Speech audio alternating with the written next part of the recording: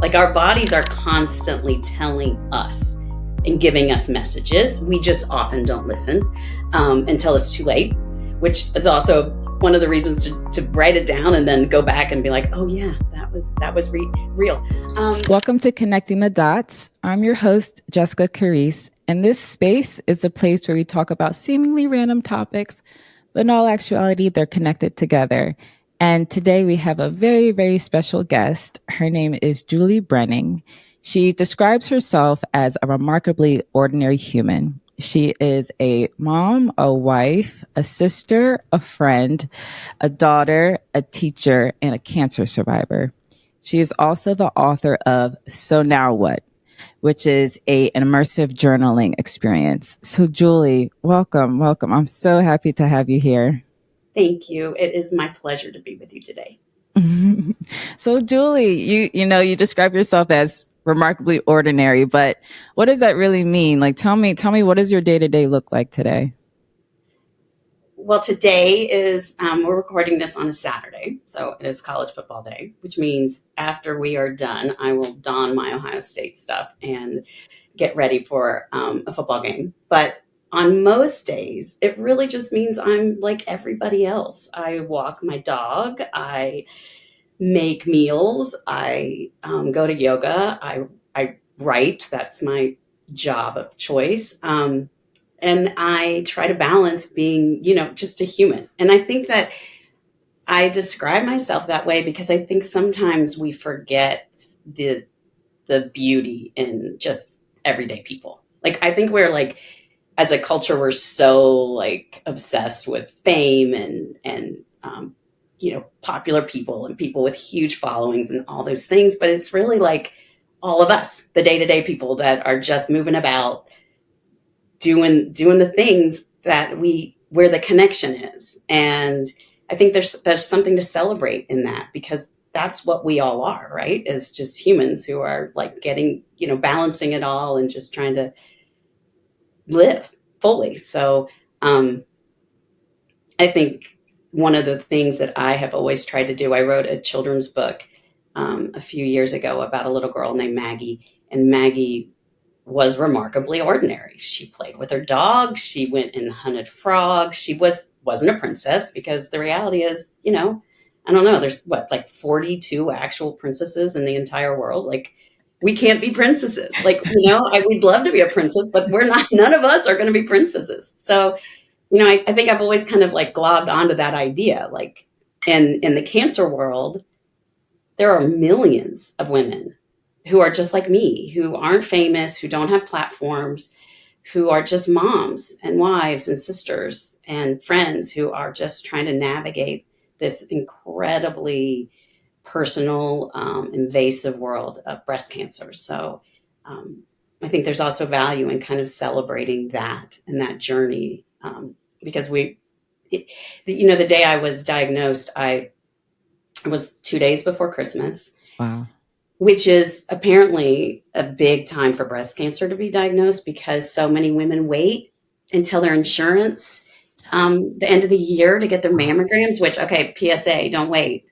Don't wait till it's not a great Christmas present or holiday present, or it's not great to get diagnosed right before Christmas. But the waiting room was packed.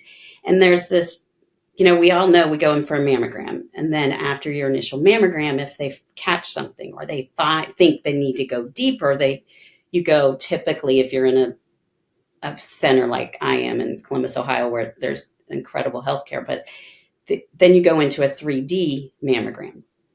And forgive me if you know this information. I don't. I didn't either. I was blind to it. And at the 3D waiting room, everybody in there is there because the same thing happened to them. And I remember looking around, and it was this remarkable experience of women of all races, of all ages. There was a woman who was nursing a baby. I mean, we were all, and it was this gamut of people, but the kindness in all of these women's eyes. And we were like seemingly very different on the outside, but in the inside, we were all taking this walk and about to embark. And probably the majority of us were going to get a diagnosis. a positive diagnosis. And so it's that kind of connectivity of just humans.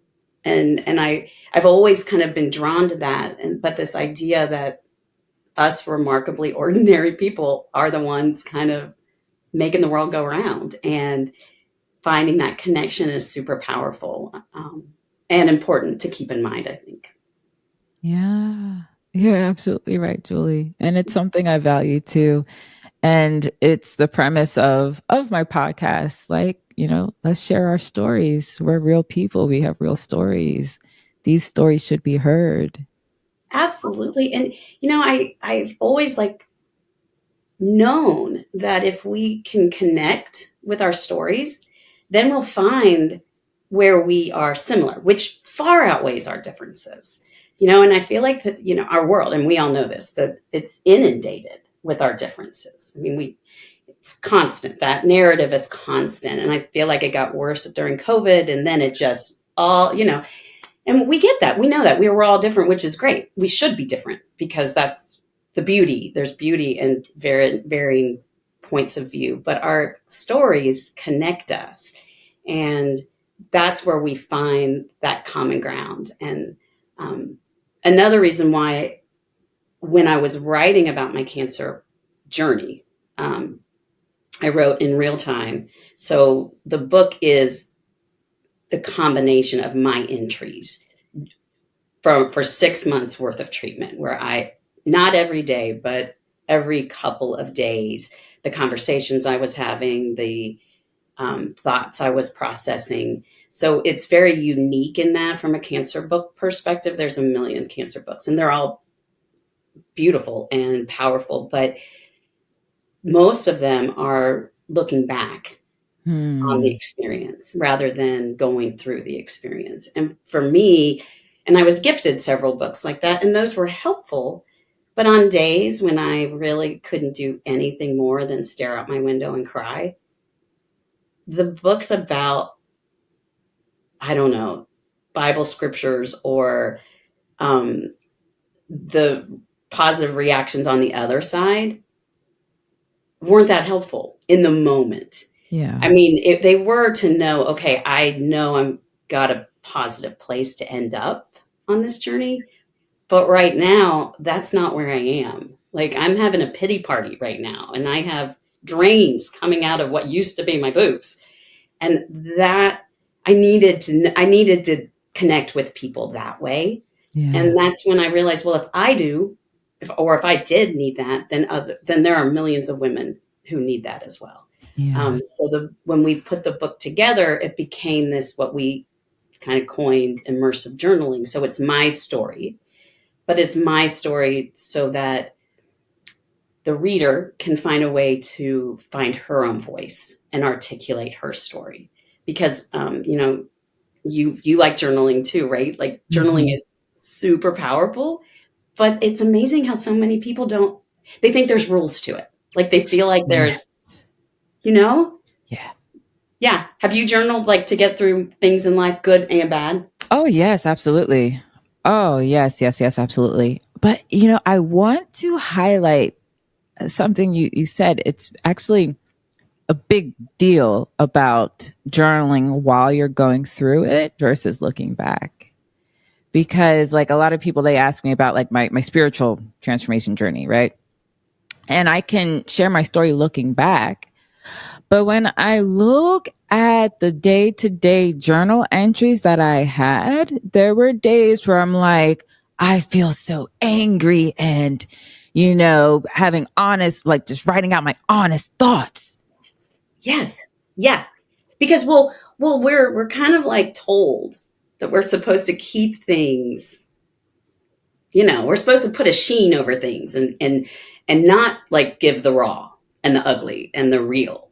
And when we look back, we forget the raw, ugly, and the real. I was speaking to a woman the other day on a podcast about journaling, and she and I were just talking about the value of journaling, which is tremendously powerful, but also then the value of going back and rereading, right? Like, I bet you did that. When you go back and you read, you're like, oh yeah, I was mad that day, Yeah. or I was sad, or I was on top of the world, whatever it was, like you have to remind yourself of the realities. Yeah. Like, you know, I mean, we all have a bit of a revisionist history. Like we can write our histories differently, but that's valuable, but it's also not like it's not authentic, Yeah. you know? Yeah. So, but it's not easy. No. It's not easy to go back. Like when I was editing and working with my editors, I was like, okay, I don't really want to read this. Like I don't want, because it took me back to that place Yeah. where, you know, Yeah. but Yeah. I definitely agree with the look back. Like sometimes, like I had recorded a video and now it's kind of with our conversation is prompting me to hurry up and upload it so I can get it published. But it was literally me walking through my journal with screenshots of the different things I went through over the past year. isn't that crazy? I think that I've been trying to do that. I'm not doing a great job of that because it makes me uncomfortable. It's It uncomfortable. does. It's very uncomfortable. It's very uncomfortable, and there's such value in it, and also then that. So I coined this phrase, "coffee with Candace," and at some point, pretty early, I named my cancer Candace. And then she and I started having coffee together, and I was having like honest to goodness conversations with her. Like she and I were talking, and I would cuss her out, and I would get mad at her, and I would cry. And there was a point, and a very specific moment, and I realized that she was not the antithesis of my life. That she was probably most likely an angel of mine, one of my angels who had come to walk with me. And I started finding this very spiritual connection with her initially, but then also other kind of spiritual guiding lights. And I do believe that our angels are with us all the time, and they walk with us and they listen, and it's okay to cuss them out. It's okay because they are they're the only person or being or spirit or what, I don't know how you want to describe it, but that's experiencing what you're experiencing. Like there's a Mhm. super loneliness to cancer. But there's loneliness, I think, when you are getting a divorce or reimagining your career or losing a parent, whatever it's lonely because nobody else is really going through it like Yeah. you are. Yeah. And having these conversations with Candace was like incredible for me because one made me feel less lonely, and two helped me articulate the all of the feelings, unpacking all of the feelings, and then it also um, increased my belief in my spirituality through the Mhm. process. So I think that journaling can help people, and I'm not advocating that you find angels if that's not in your belief system, but finding that way to have that conversation Mhm. is incredibly freeing, and also it just eases that loneliness a little bit. Yeah. It's one of the topics I've been exploring, or on the spiritual. It's like between the biology and spiritual stuff. Is there's your cells. There's self functioning. They work without you. They have a whole life. They are alive. Yeah. They are living. And with cancer cells, it's because something inside of that particular cell or the cluster of cells isn't working properly anymore. Yeah, absolutely. And I love your story about how you named it Candace instead of cancer, and you treated it like a living thing because it was. It was. And it is. I mean, I'm a year and a half post treatment, Wow. and I I still talk to her. She's still part of my life. I don't, she's never going to go away. It's different. Our conversations are different now, but it's all organically part of who I am. Yeah. Now. And that's hard. That's a hard thing to like accept, because presumably this thing comes into your body to kill you. Yeah. If it doesn't kill you, which it didn't kill me yet at this point, it's I had to find a reason for it.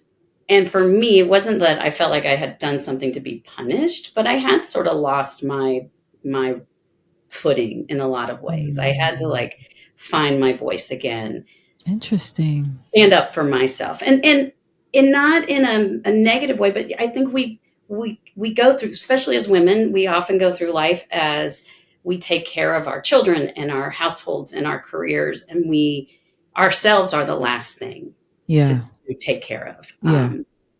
And that doesn't, that's that whole theory, put your oxygen mask on before your traveling companions.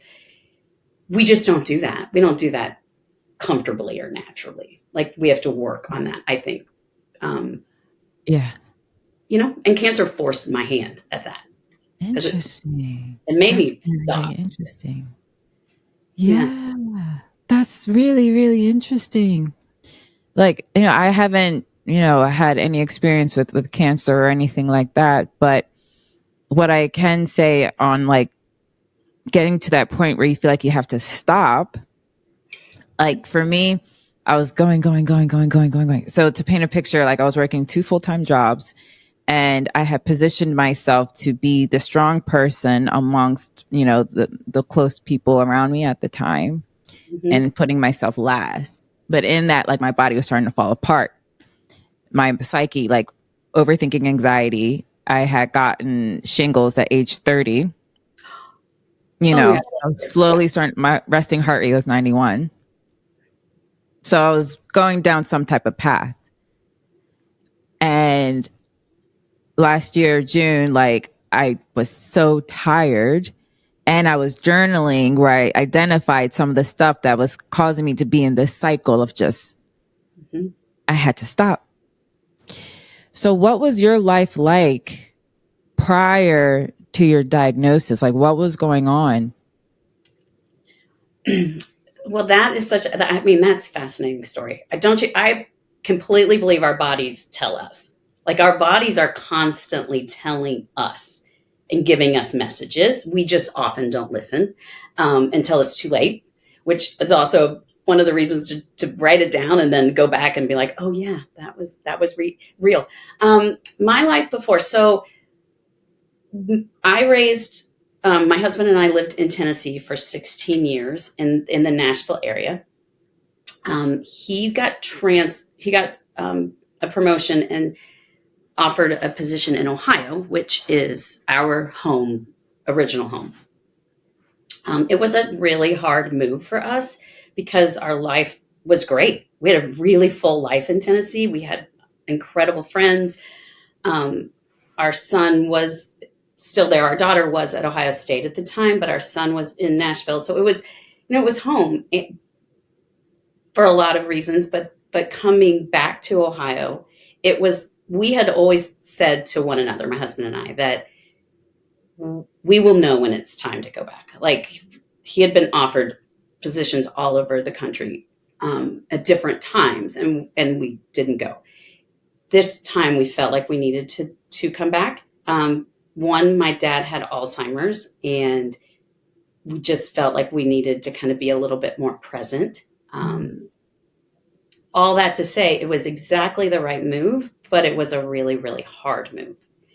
And at the time I was teaching middle school, I loved my job. I loved the energy of middle schoolers. Now, I was probably close to not teaching too much longer because of just too many realities of public school. That's another story. But we packed up this life and we moved.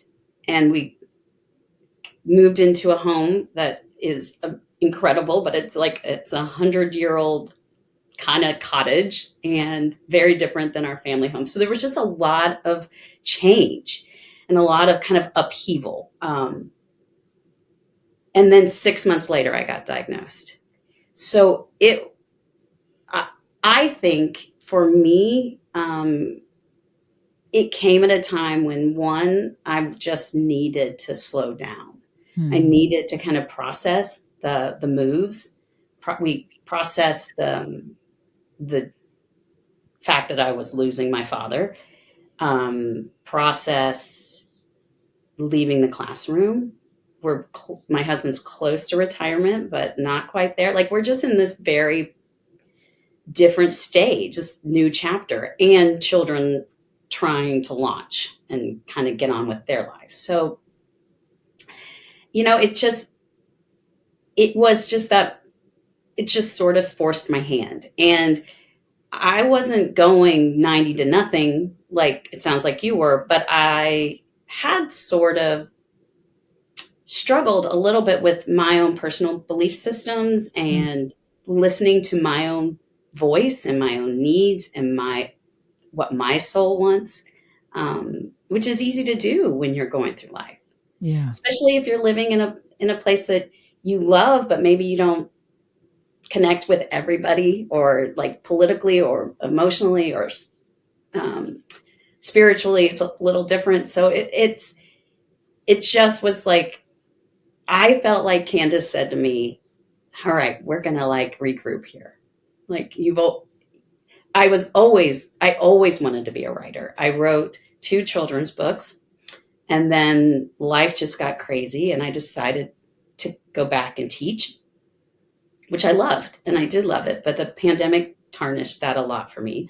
And having to have active school shooting drills is heartbreaking.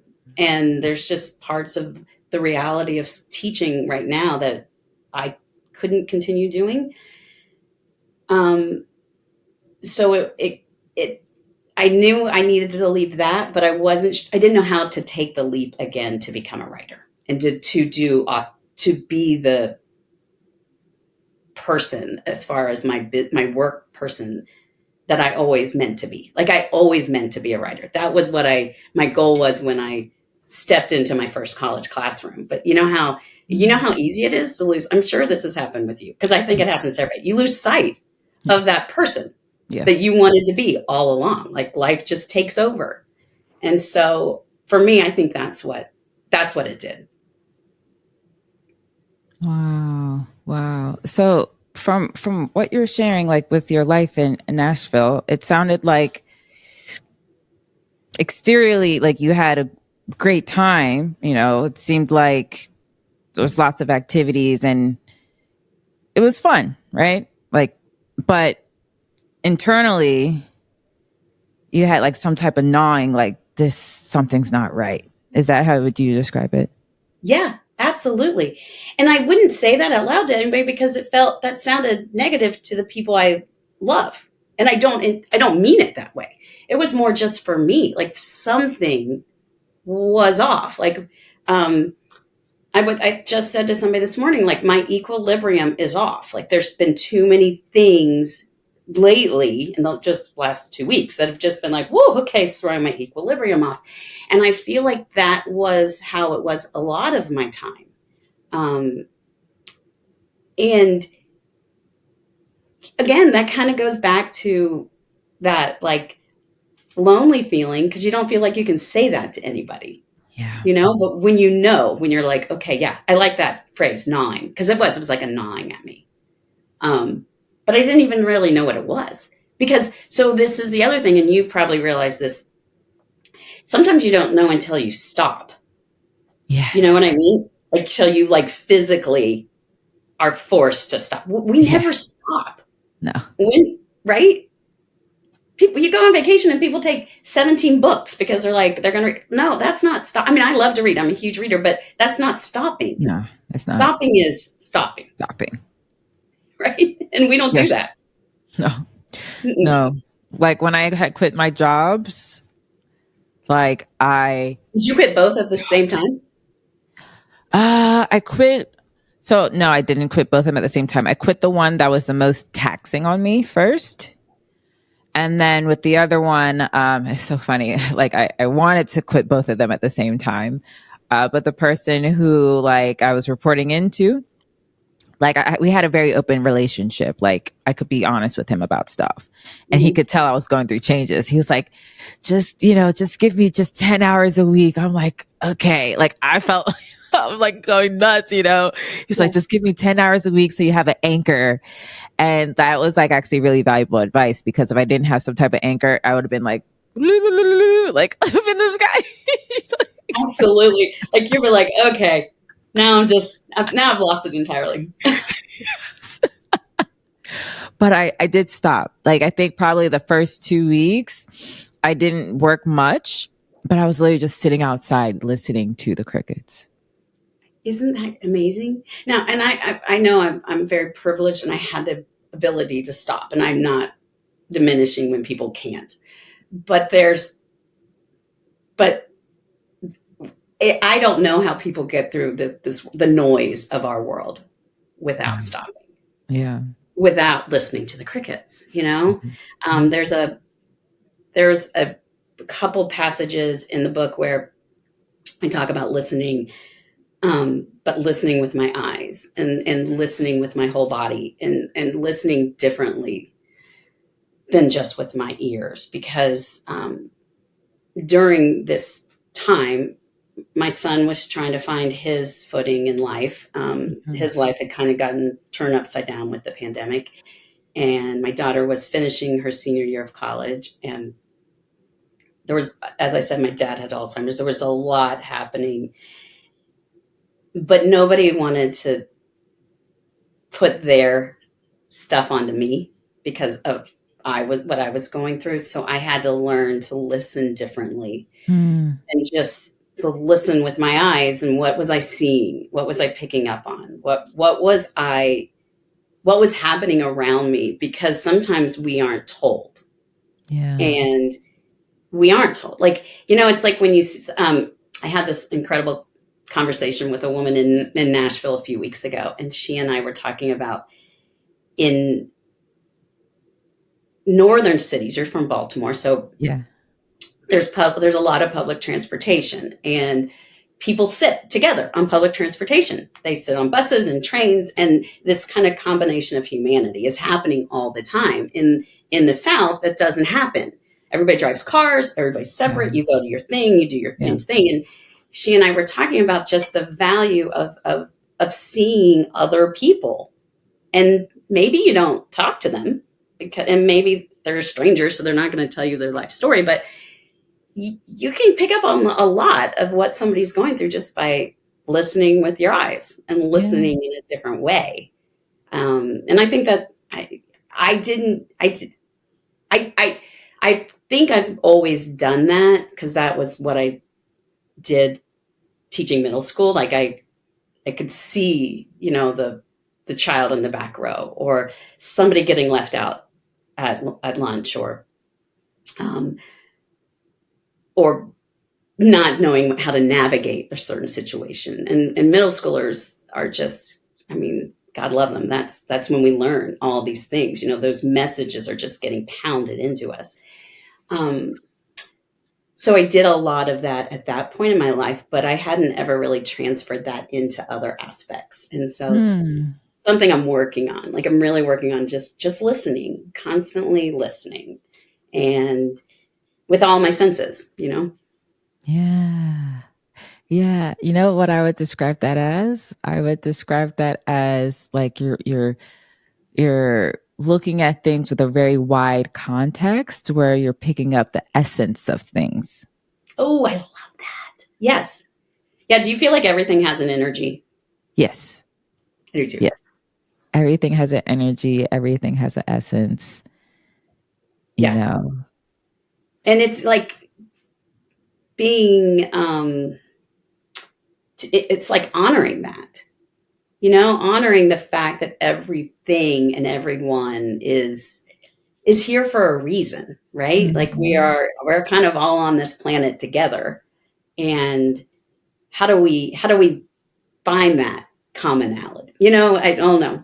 And it's not all just the commonalities, it's also celebrating our differences, but celebrating our differences. Yeah. Yeah. Like we are so like each and every one of us are very, very specifically unique, you know? And it's like we should have the celebration that we're all the same. We're the samely uniquely. I don't know how to Yeah, describe it. yeah, that's a great. Yeah, we're samely, uniquely ordinary. I know.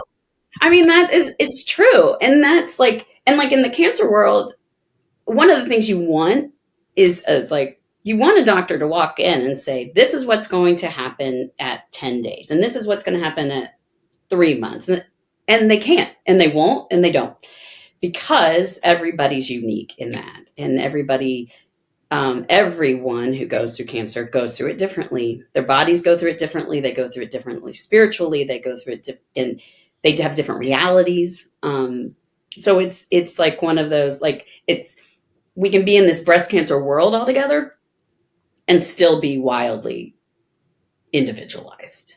Mm-hmm. Mm-hmm. Mm-hmm. Oh wow, no, that's amazing.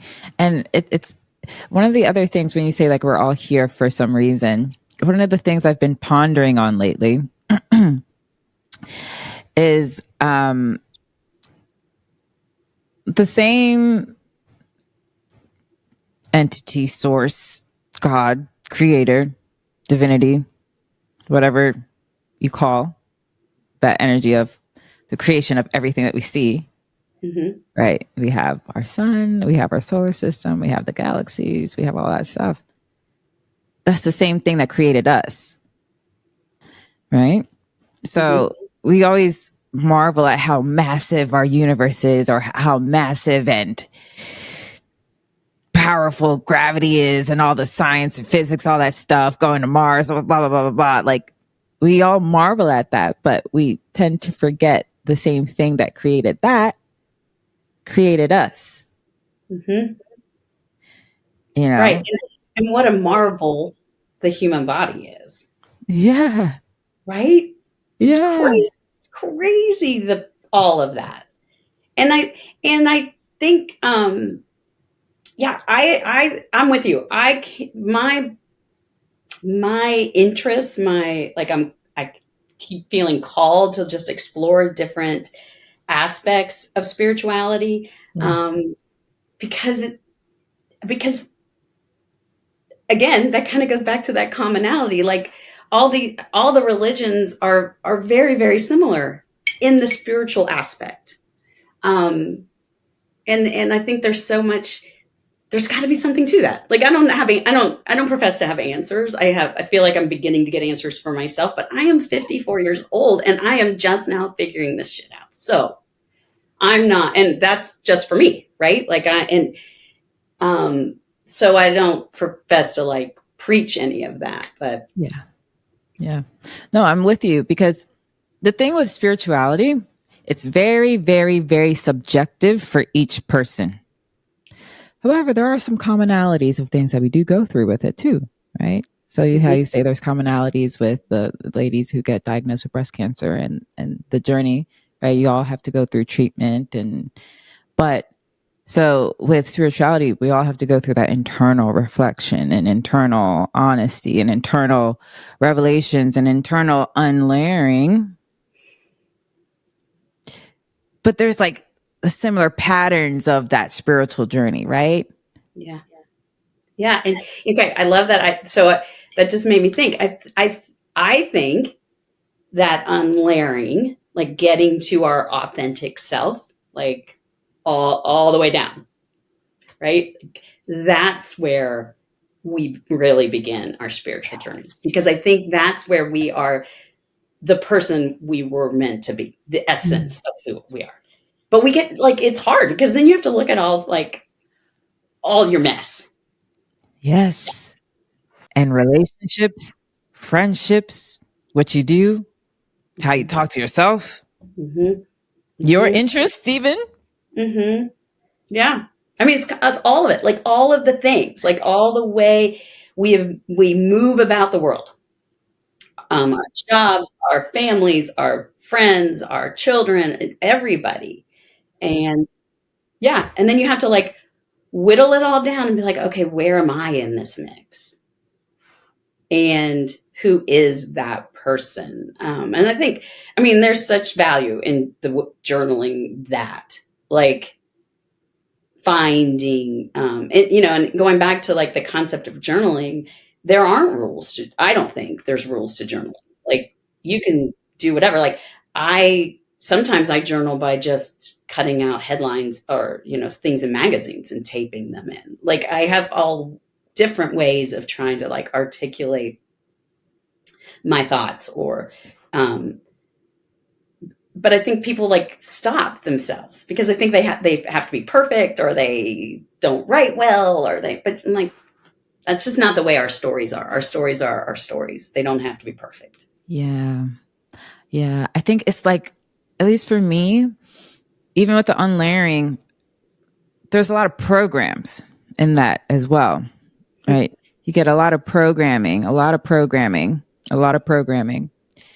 And then you go through this aspect of recognizing the programming, observing the programming, right? So when you say listen, you listen to yourself with all of your senses, and you identify this as a foreign program, like it's a virus, right?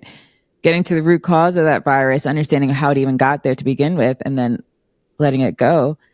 And then when you say like unlayering, you're just getting just to yourself. It's like, since you leveled the playing field, you start paying attention to your intrinsic interests, your intrinsic things, your intrinsic thought processes before all those other programs. And then there's a part where you come to accept it. You have to accept that in yourself first. Mm-hmm. And then when you start accepting that real, true, raw version of yourself, then you start sharing that with other people. And at least for me, that's where I found a lot of change started happening really fast. Yeah. Yeah. No, it does, doesn't it? It's terrifying. Were you terrified? Yeah. I mean, I was terrified to say things. I'm like, oh man, I can't believe I'm saying this out loud to people. I can't believe I'm writing about my nipples. But then I'm like, but if I don't, this is gonna, like, I don't know what it's gonna do in here. Like, it's gonna explode. I don't know. Like, I have to let this go and see where it takes me. Yeah. It's and I guess we're terrified because of the programming, right? Like, we've been programmed not. And I love that idea. Like, yes, these are things we were programmed to become, to be, to the roles we play, and getting through that. And then I think where I am now, trying to find, okay, so I figured out a lot about myself. Great. Now, how do I maintain that and still jump back into life? Yes. It's easy. Like, you roll back into those old patterns of, like, that's the easy thing to do. But something though, like, at least for me, like, that's terrifying, right? I don't want to get back to that old version of it. But then you start getting, since you did all the unlayering and you felt what that peace feels like, then you get the gnawing to keep doing what you're doing. Like, you can't help it. Yes. So the gnawing becomes different. Like, it's like, it's like, okay. And so so for me, I would say that's my angels.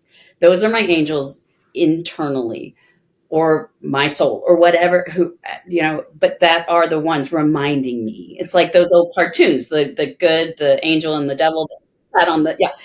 But that's how it feels like, like Candace will be like, okay, we're not going back there. We're moving forward. We're going in a forward direction. Like, we're taking this new you and we're continuing it on. And that's what I think. So one thing that happens in cancer is it's all about survival rates. And this is what they talk to you about the word surviving. And I hate that word, because surviving is not living. That they are not synonymous. They're just very different things. And we aren't put on this earth to survive. I mean, we have to survive. That's our baseline, right? We have to survive. But once we get, once we're fed and we have water and shelter, then we can live. And and that's the hard part, because I think we sort of are programmed to survive. Yes. So Yeah. there's this one book that really, really, really helped me in my spiritual journey. The author, his name is Dr. David R. Hawkins, and he approaches spirituality from like a scientific, but like he also had like a crazy theology journey type of thing as well. But he basically describes like our spiritual evolution, the thing that makes us different than animals is because like our level of consciousness does have the capability of being higher than that of what we evolved from with the animals, right? And Mm-hmm. in the animal kingdom, it is all about survival, you know, survival of the fittest that we're taught like in middle school, right? It is about clawing so that you live on, but we're not animals. We're not. No. And that's like what it's how do we how do we tap into that higher level consciousness so that we are living. So we are the species who can surpass the survival part. Exactly. And but that's not what we do very well as Mm-hmm. humans, you Mm-hmm. know? Um, I've been really fascinated lately. I have two, um, no, more than two, like lots of incredibly spiritual and religious friends who are unbelievably supportive of me, um, and they and I of them. But we talk about a lot about their own religious journeys, and they're different, right? There's some Yeah. Catholics and some Jewish and Baptists, so we're all like all the mix. Um, but the commonality is the peace that their religion brings them. And Mm-hmm. I think of my religious experience and my spirituality is what is bringing me peace. You know, Mm-hmm. Yeah. when my therapist asked me the first time in my first session, she's like, "What if if there's a perfect day? Like if you're trying, what do you what looks like a perfect day?" And it was like the first thing that came to my mind. I'm like, just the peace of my existence. And I guess that's part of like what we're trying to attain. Yeah. Yeah, like using our higher order consciousness to attain our peace, Yeah. whatever that looks like for us. Yeah, yeah, yeah. The peace of my existence. I love that so much. Right? That's a great phrase. Oh my gosh. Okay, look what we just came up with. We put two minds together, the peace of my existence. Yeah, because right? I Yeah, mean, that's what we all strive for. I mean, most of us anyway. I mean, some people I think are that frenetic energy they do great with. But I would, I believe that people like that also at some point crash and burn. mm, Like, but but that just could be who they are. Like, yeah. frenetic paces for me just sort of exhaust me after a while. Hmm. Same. Like Yeah, if I'm like going, I will take the whole entire weekend and not do anything. right. Like I can't. Yeah, I have to recharge. Yes. Yeah. Did you learn? I mean, have you always been that way, or is that something you had to learn about yourself?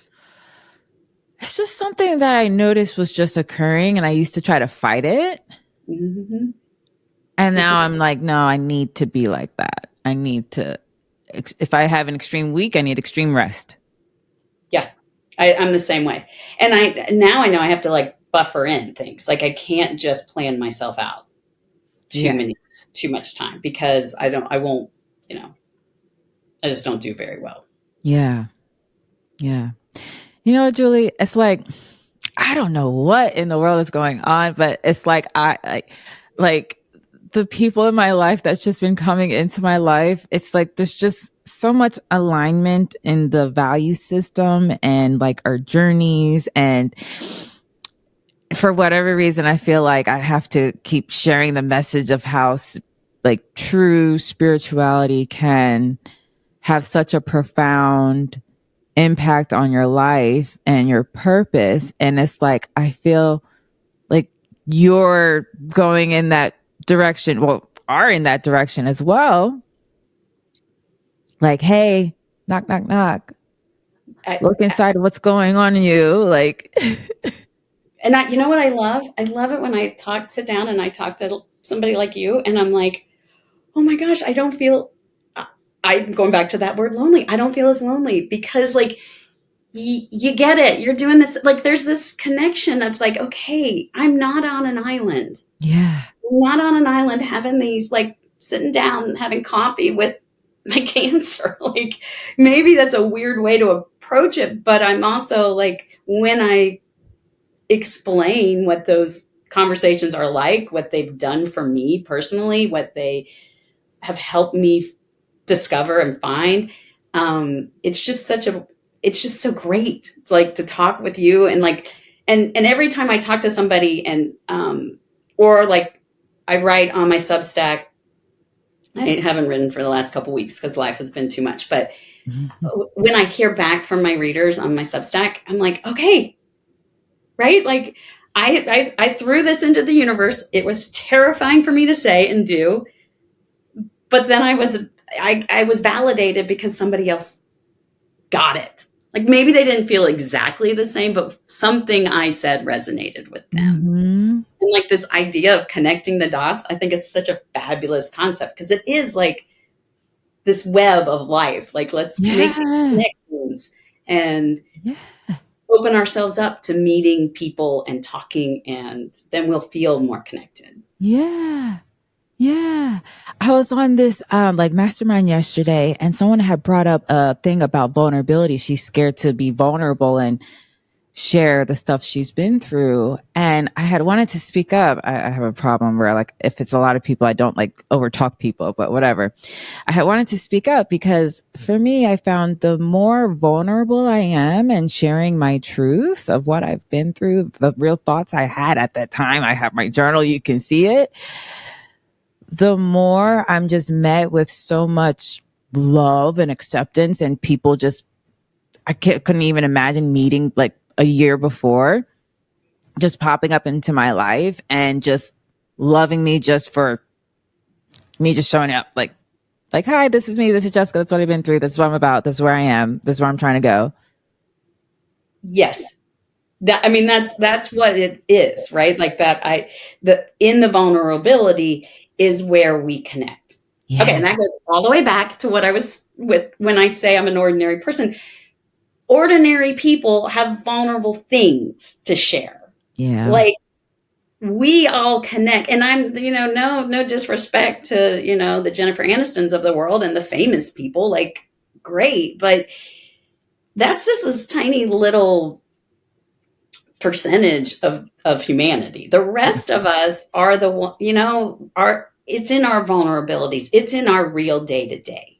The realities of what we go through is where we find human connection. But it's hard. Like it's, like think about toddlers, like they'll just sit and cry, have a temper tantrum. Like when you love, just have a temper tantrum or pity party. Like I'm just going to have a pity party and temper tantrum. Don't mind me. I'll be back in a little bit. But it's funny, like in my journey, I allowed myself to have those times because one of the things I had to overcome was the self-critic. I had a crazy self-critic. So one day I was just literally laying in my bedroom, and I'm laying there like in fetal position, just letting it rip. Like, you're not good enough. You'll never amount to anything. You're not good enough. Like I was leaning into it. I was just letting, because before I'm like, no. But I was leaning into it because I knew it was something I just had to let happen. I had to let it just, you're not good enough. You're not good enough. You'll never amount to anything. You're stupid. You're stupid. I let it rip. I let it rip. And then my husband comes into the room and he was like, are you okay? I'm like, yeah, I'm just letting the self-critic go. And then I'm sharing those thoughts and I'm like, but you know what? I know it's not true. Mm-hmm. The self-critic went away. Mm-hmm. But if you don't let it go, like if you don't actually say it out loud, it stays in there. You know the little beings in the Inside Out movies. That's how I like I picture like I felt like okay, I'm gonna acknowledge you, self critic, and we're gonna talk it out, and then I'm gonna release you out of me. Um, but yeah, I have like personified so many aspects of my life recently. Like I think that's been kind of neat. But I'm like, it's been helpful for me. I'm like, yeah, these little joy. I need joy to pick up a little bit. Joy needs to be a little louder than the sorrow Yeah. piece in my life. But yeah, there's an entry in the book. Um, I call it Cry at the Snow, but I literally one day I just laid in the bed and stared at the snowfall and I just cried and cried and cried like all day tears. Like I'm like, I don't even know how I have this many tears. But that was the same kind of thing. I needed to just sit and do that.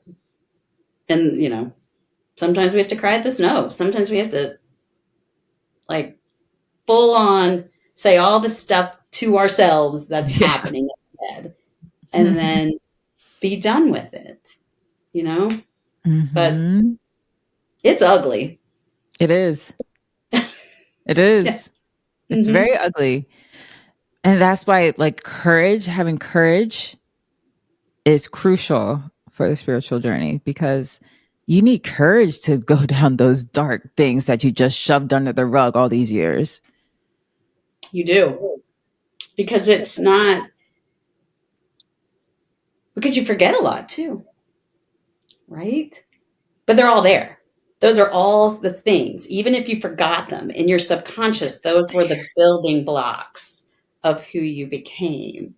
Like I love the concept of, like the ripple effect in life. Like this Yes. has to happen so that this, that but when you go back and you look, it's the same thing that we've done to ourselves, Yes.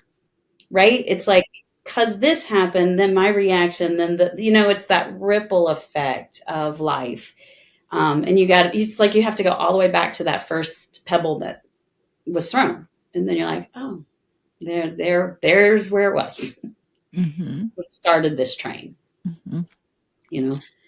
And in your journey of the unlayering and recontextualizing of your life and putting yourself first, loving yourself, do you find that you have more capacity to be more?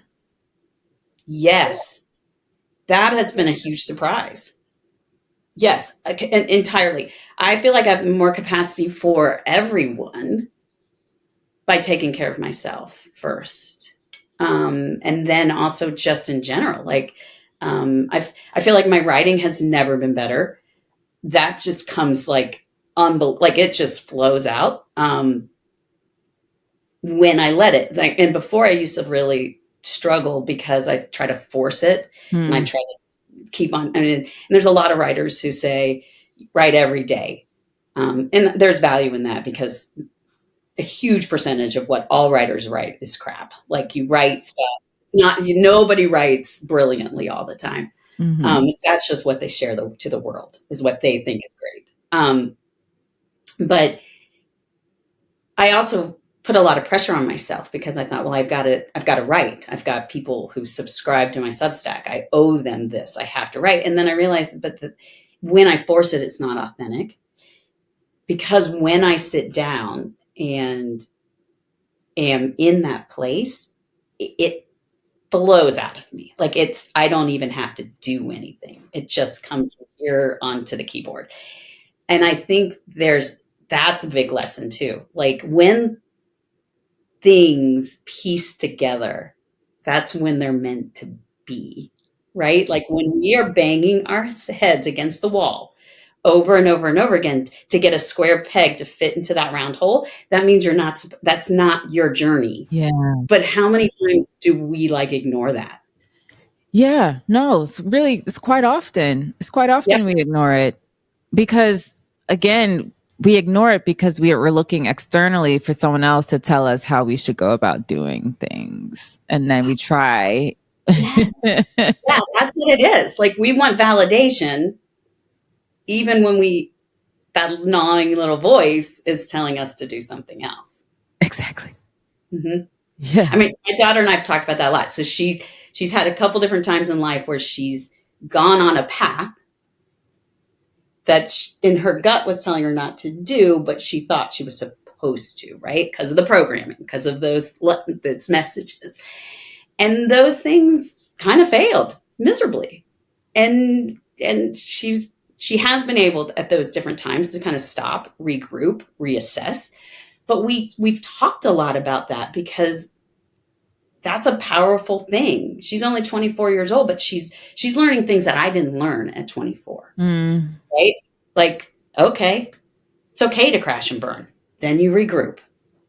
Then you go down another path. Like, and that's fine. But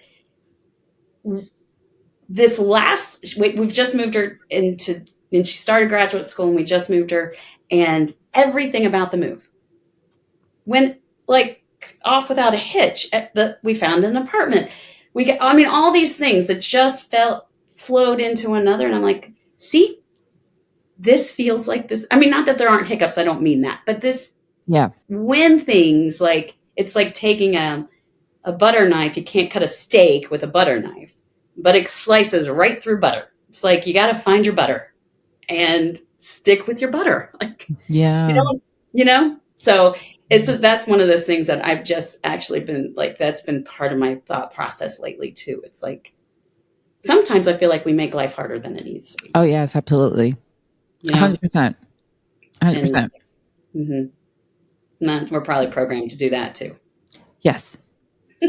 And it's like, with the whole spiritual journey, that's why I think it's crucial to define your values, your Northern Stars, and live your life according to that. Yeah, I love that. Yeah. To your Northern Star. Your Northern Star. Which might very well be the same Northern Star as every other person who believes in the same as you religiously, or it might be just yours. Like that your compass is your compass. Yeah.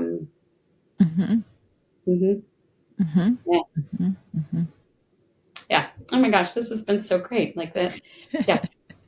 I love having this conversation. It just makes me feel so joyous that you and I can talk about this. Yeah. No, it's incredible. It's so incredible, Juli. Because in some of the spiritual books I was reading, it talks about how it's really rare for people to even go on this type of spiritual journey transformation. So I'm like, okay, I guess I'm gonna be alone for some time, but it's for the people who really focus on being their authentic selves and finding that internal alignment, that internal balance, that internal equilibrium, it's like you become a magnet. And I just feel like so much stuff is just being pulled towards me. Like Juli, during my Monday through Fridays, as I'm orchestrating my life, I don't even feel like it's me. I just feel like I'm just doing stuff.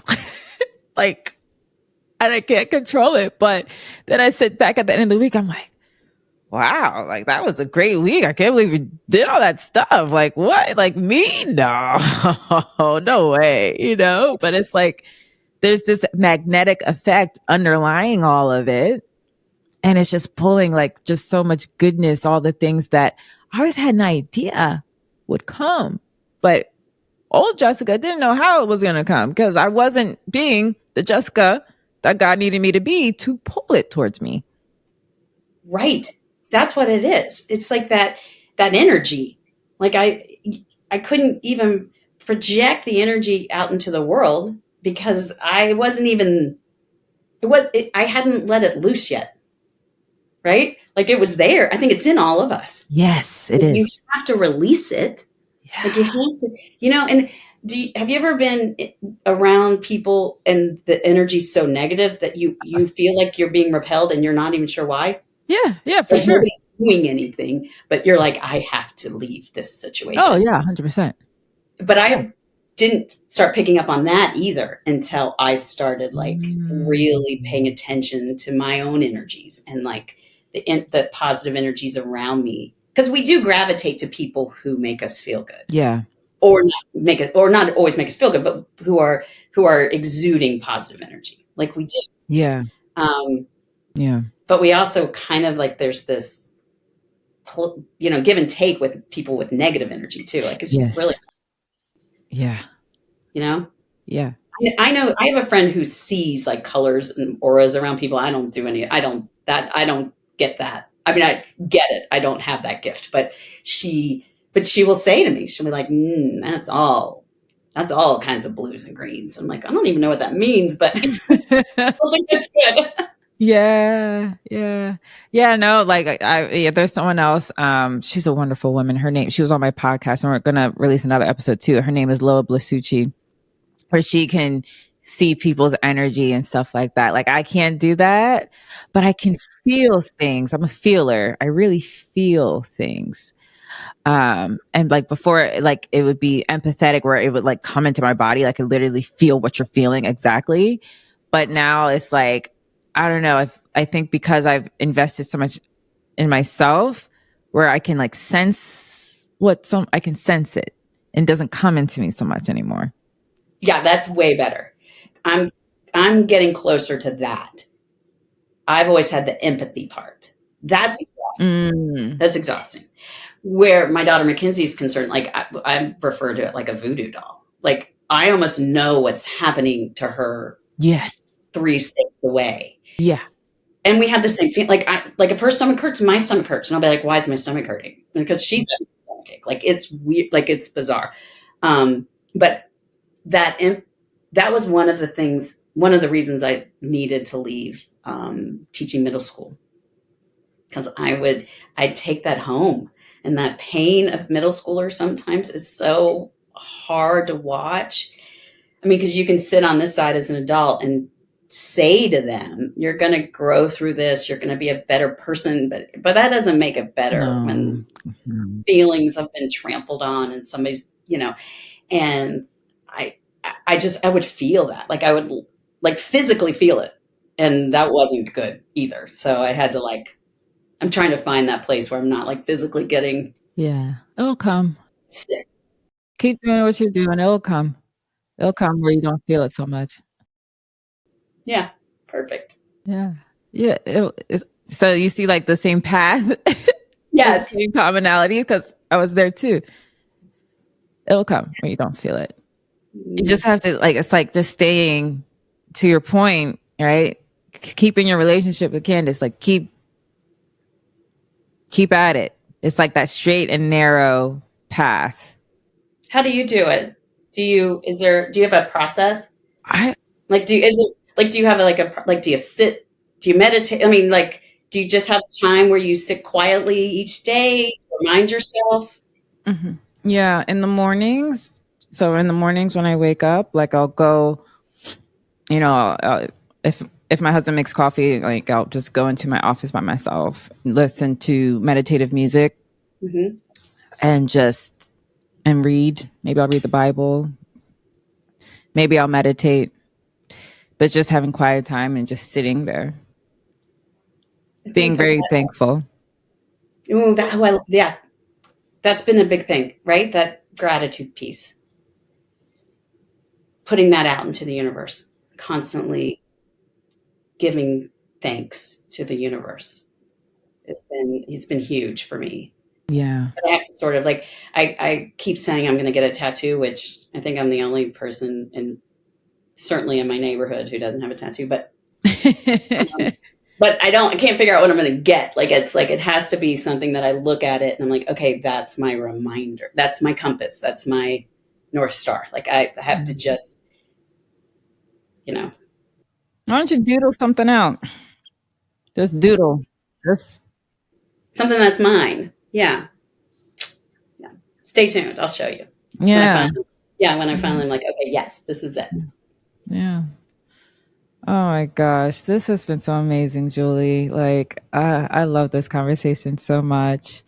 And, and I love where you are in your journey as well, because sometimes in the with the spiritual journey, like there are times where you kind of get disconnected from like what the majority of people are experiencing. So like with you and your journey and your message, for someone who wants to walk that path to get started, what would be your advice? What would be, let's say, maybe top 3 advice for someone to really dive into the start of their spiritual journey? Um, I think the first step is to stop and just be a little bit in the discomfort. So it starts in the discomfort. Um, I hope for people it isn't forced by a cancer diagnosis like it was for me, but like for you, it was just the hamster wheel you were on. And we all have our own hamster wheel. So whatever that is, to first stop and then begin, find a way to find your own voice. Um, Whether that's recording it on conversations on your phone and nobody ever has to hear, or writing it down, or some kind of communication with yourself. I think that that's what I realized when I started writing, to Candace and started having coffee with Candace and conversations with her. Those were the conversations I was having with my angel, but also with myself. So this was my real life, my whatever was happening internally, I was getting out. And I think that that's what you have to do. I think you have to be quiet, you have to stop, and then you have to get it out. Like you said, when you were all the self-loathing talk, like you got to do it and then you got to release it. It's like physically take it out of your body. It's like, we do that with cancer. We eradicate it. We surgically remove it, like surgically remove the obstacles, because if you don't, then you can't get back to your authentic self. And I think spiritually, that's where we're supposed to be. To that, that concept of when we're born, that's when we're in that perfect version of whatever God made us to be, Yeah. or what, again, all names, Yeah. um, but we lose, and it's the, to deprogram to that. So, and find a way to articulate your own story, and then you can share with people or not, right? Like journaling can be something that, like, I've made mine very public, but it doesn't have to be a public experience. It can be a very private experience. Mm-hmm. Mm-hmm. Yeah. So wonderful. And where can people find you, Julie?